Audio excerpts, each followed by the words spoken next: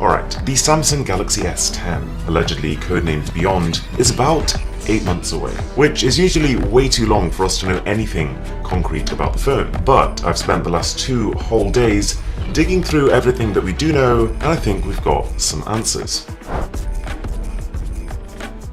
There will not be a notch. The fact that Samsung created an entire marketing campaign poking fun at Apple's notch, creating this character with a notched haircut, is pretty indicative, and they've just recently made a second version of this commercial featuring Notch Man's son, and this would be a pretty poor move if they were planning to include a notch. Also, since the S9 and the S9 Plus are clear of a notch, and from what we've seen from the Galaxy Note 9, that's clear of a notch, it wouldn't really make much sense for it to appear in the S10.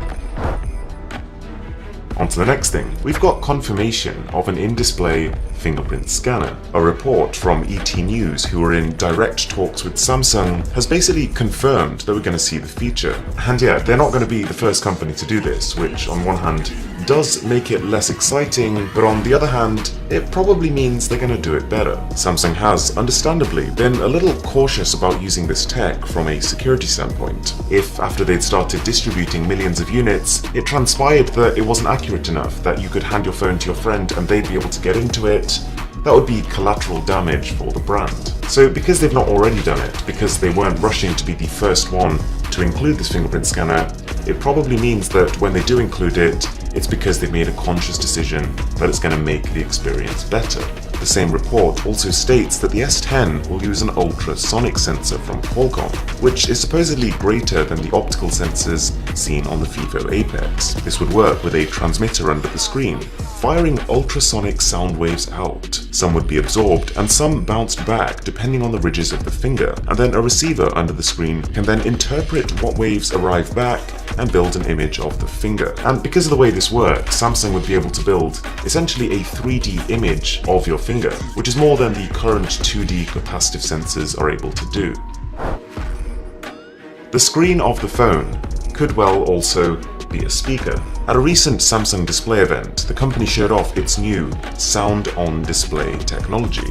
This uses an actuator or motor behind the display which vibrates the screen very subtly to emit the sound. This wouldn't reach a huge volume and the sound quality would likely be pretty forgettable, but it could make an interesting alternative to the earpiece. The earpiece is something companies have been struggling with for the last couple of years as displays are getting larger, and this screen display could also mean you can put the phone anywhere over your ear, not just one specific point over the earpiece. Now, this idea also marries up quite nicely with the supposed 93% plus screen-to-body ratio that we'll be getting, according to Ice Universe on Twitter, who has a pretty great track record. Now, from the same leak, you might have noticed something else: speed.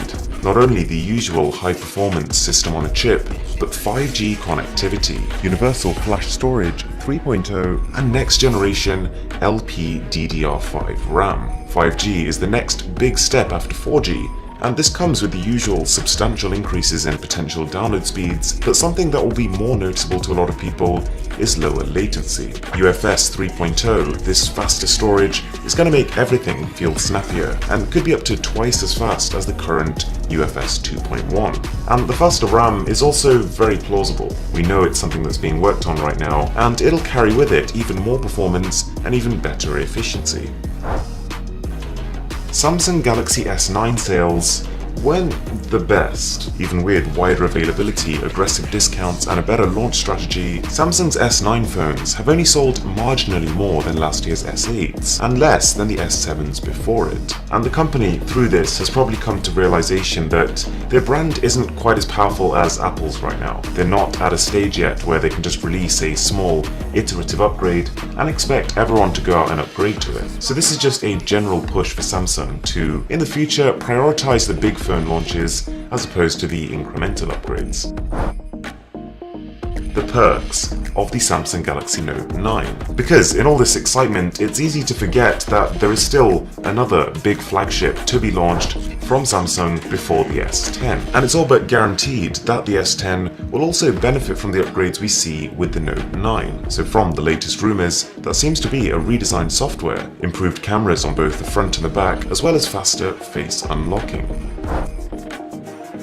2019 is going to be the 10th anniversary, and Samsung is pretty aware of this. They have referred to the phone as their 10th anniversary device, indicating that it's not just another phone. So right from the beginning, the plan seems to have been to make this a big one, and it's safe to assume that this phone has been a long time in the making, that its development started either at the same time as the S9 or maybe even before it. It's not clear how this will fit alongside the foldable Galaxy X, also supposedly coming next year, but it is clear that the S9 was created as a filler device, and that the S10 is what it was filling in for. Some sources claim a triple camera, others have said a display with over 600 pixels per inch. Nobody really knows. When you've got rumours that are 6, 7, 8 months in advance, there's always going to be a heavy dose of speculation in them. But the core message is consistent, that because this phone is a big deal for Samsung, there'll be at least one big new feature.